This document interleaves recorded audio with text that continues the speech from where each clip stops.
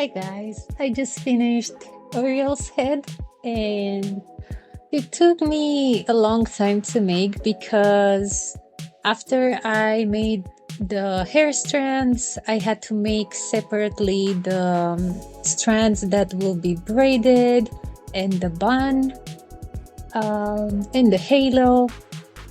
I already started on the arms and with the legs for the body. Until now, I think it looks good. Okay, this is the full body. After I finished it, I will go and make the dress. This is the dress.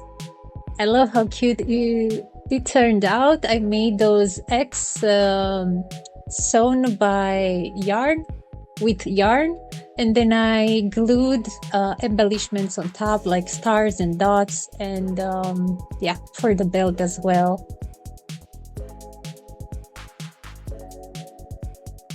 All right, so here is the finished body in full. I also did the sleeves and all the cuffs for arms and legs. It was kind of tedious, but I think it looks great. And this is the showcase. I already made a stand.